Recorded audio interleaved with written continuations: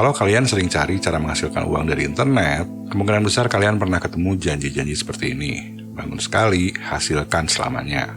Dan semua janji-janji ini mengarah ke satu ide yang sama, yaitu passive income. Uang yang terus masuk tanpa perlu kerja lagi. Dan jujur, ide tersebut sangat menggoda. Siapa sih yang nggak mau punya sistem yang bekerja sendiri, sementara kita tinggal nikmatin hasilnya? Tapi ada satu fakta yang jarang sekali dibahas. Salah satu orang yang pernah mengkritik konsep passive income justru datang dari seseorang yang secara finansial sudah bisa benar-benar hidup dari passive income. I think that passive income is one of these things that people talk about all the time. It's a great headline for YouTube videos and clickbait and all this crap. And the thing is that number one, 99.9% of people will never have true passive income. Yang lebih khawatir, justru banyak orang yang malah mengejar passive income sebelum mereka punya skill yang bisa menghasilkan uang. Akibatnya mereka beli kelas mahal soal income autopilot atau auto cuan, beli template produk bisnis siap pakai, atau beli tools atau bot ajaib yang harganya mahal. Tapi pada akhirnya tetap nggak menghasilkan apa-apa. Nah, itu terjadi karena sebetulnya mereka nggak benar-benar tahu apa yang mereka lakukan. Jadi di video ini saya akan lurusin dan saya akan jelasin apa yang seharusnya dibangun terlebih dahulu sebelum benar-benar bisa dapat passive income. Kita mulai dengan hal yang paling mendasar dulu. Istilah passive income seolah-olah itu menggambarkan satu hal yang sederhana. Uang masuk tanpa harus bekerja. Padahal dalam prakteknya, hampir tidak pernah ada passive income yang benar-benar pasif.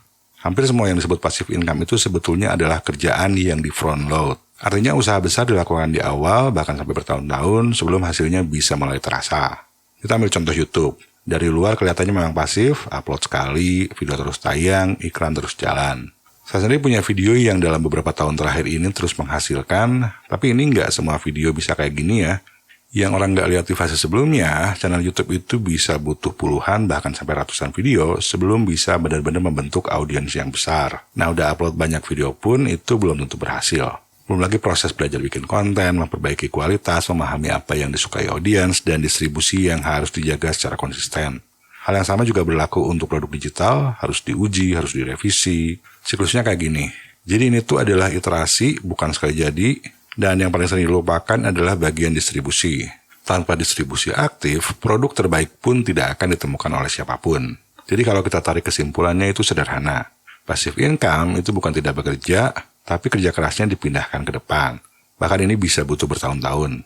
Kalian bekerja keras di awal, membangun, memperbaiki, mendistribusikan. Baru setelah itu bisa terasa ringan. Itu pun kalau sistemnya bagus. Dan bahkan sudah nyampe di titik itu pun, nggak sepenuhnya bisa ditinggalin. Saya sendiri masih terus mengelola perusahaan aplikasi saya walaupun sudah punya tim dan sudah pakai AI.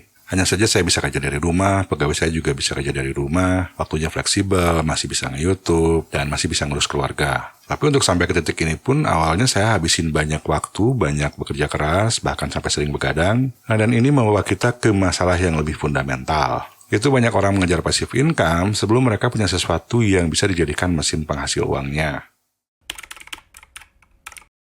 Orang-orang yang ingin menghasilkan uang dari internet itu biasanya mulai dengan pertanyaan kayak gini. Apa sih yang paling cuan sekarang? Apa sih yang lagi rame sekarang? Lalu mereka mulai cari-cari dropshipping, affiliate marketing, produk digital, atau model lainnya yang memang lagi rame. Dulu saya juga pernah ada di posisi yang sama.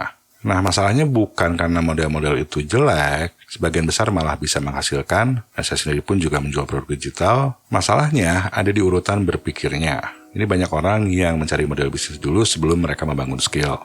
Contohnya dropshipping, secara teori memang simpel. Tapi agar tokonya bisa menghasilkan penjualan nyata, ada banyak yang tidak terlihat di balik model ini. Kalian harus bisa memahami siapa yang mau beli, menulis halaman produk yang meyakinkan, bikin iklan yang mengkonversi, sampai penangani komplain customer. Modelnya nggak salah, tapi skillnya harus tetap ada. Nah, ini semua bukan skill yang eksklusif untuk satu model tertentu. Copywriting dibutuhkan di dropshipping, affiliate, produk digital, YouTube, sosial media, dan marketing tentunya dibutuhkan di mana-mana. Model lain yang juga ramai, misalnya trading atau investasi, yang memang sekarang makin mudah diakses siapa aja, aplikasinya bisa di-download dalam beberapa menit, platform investasi juga makin banyak. Di satu sisi, ini hal yang bagus. Tapi di sisi lain, ini juga membuat jumlah scam semakin meningkat, karena banyak orang masuk tanpa benar-benar memahami risikonya. Yang jarang dibicarakan, investasi dan trading itu membutuhkan juga skill. Pasar finansial itu kompleks, pergerakannya tidak selalu rasional, dan kesalahan kecil bisa berakibat pada kerugian yang besar. Belum lagi kalau seseorang itu berharap mengganti penghasilan bulanannya hanya dari return investasi, itu dibutuhkan modal yang jauh lebih besar dari yang mereka bayangkan. Jadi kalau kita tarik kesimpulannya, walaupun modelnya beda-beda, ada satu hal yang sama. Tanpa skill, semuanya akan terasa sulit. Dan ini membawa kita ke pertanyaan yang lebih menarik. Kalau passive income memang ada dan model-modelnya juga ada, maka urutan yang benar untuk sampai ke sana itu seperti apa? Kalau kita mundur dulu dari semua hype yang ada tentang passive income, ada pola yang cukup konsisten tentang bagaimana penghasilan digital bisa terbentuk. Dan ini selalu mulai dari skill yang bisa digunakan untuk menciptakan nilai bagi orang lain. Skillnya bisa macam-macam, yang penting bisa dipakai untuk memecahkan masalah tertentu. Itu masalah yang dihadapi oleh kelompok audiens tertentu. Nah, coba bandingin skill dengan aset lain. Uang itu bisa habis, stok bisa rusak, tapi skill semakin sering dipakai itu semakin tajam. Dan satu skill yang sama bisa dipakai di banyak konteks yang berbeda. Itulah leverage-nya.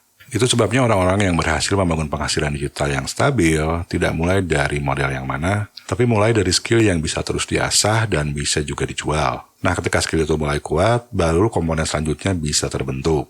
Itu mengubah skill menjadi output yang bisa didistribusikan. Skillnya kalau cuma dipakai sendiri atau nggak ada yang tahu, itu nggak akan menghasilkan uang. Dari satu skill ini bisa muncul banyak bentuk output yang berbeda, artinya kita bisa berkembang secara bertahap. Skill yang sama bisa kita terus kemas ulang, disesuaikan dengan di mana audiens kita berada. Nah, tapi yang penting untuk diingat, membangun sistem output itu tidak instan. Butuh waktu untuk belajar mengemas skill dengan baik, butuh disiplin untuk bisa menghasilkan output secara konsisten. Dan satu komponen lain yang sangat pentingnya adalah distribusinya itu sendiri. Distribusi ini bisa dibilang sebagai mesin yang membuat output yang kalian bikin itu bisa sampai ke audiens kalian. Ini ya tentunya bisa lewat medsos, lewat blog, lewat email, podcast, komunitas, yang marketing channelnya cukup banyak. Dan untuk keperluan ini, satu skill menjadi sangat penting, yaitu marketing. Nah, marketing itu adalah kemampuan memahami siapa yang membutuhkan sesuatu, di mana mereka berada, dan bagaimana membuat mereka menemukan apa yang kalian buat. Ketika skill, output, distribusi bisa saling terhubung, barulah sistem itu bisa mulai benar-benar terbentuk. Nah, kalau komponen tadi semuanya udah terbentuk, baru kita bisa masuk ke komponen selanjutnya, yaitu aset yang lebih pasif. Di fase ini, sesuatu yang sebelumnya terasa sangat aktif mulai berubah sifatnya.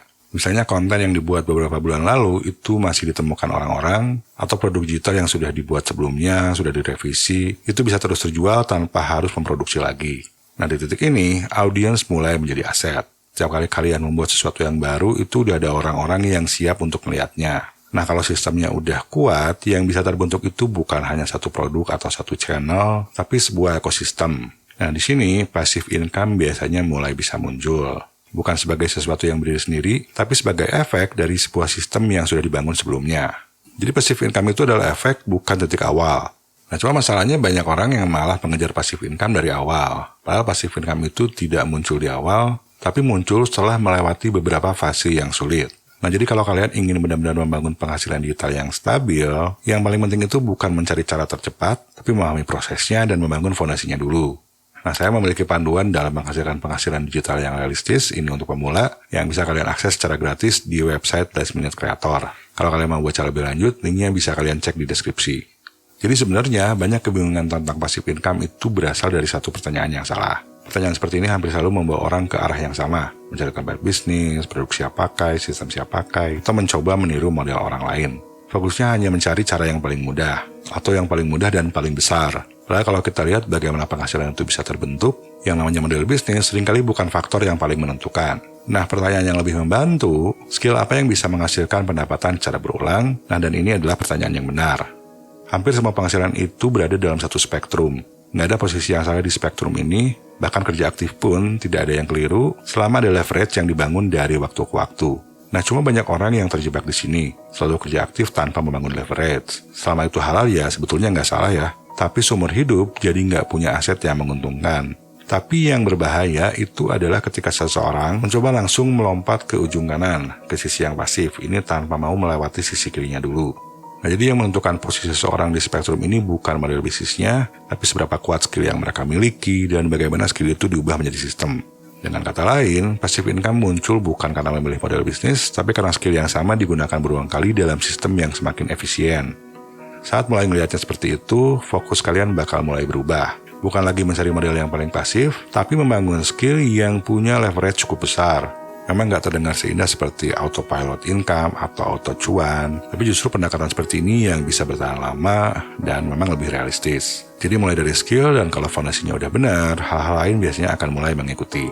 Nah, buat yang ingin tahu lebih lanjut soal pembangunan sistem atau roadmap pembelajaran yang realistis, kalian bisa lanjutin nonton salah satu video yang ada di sini.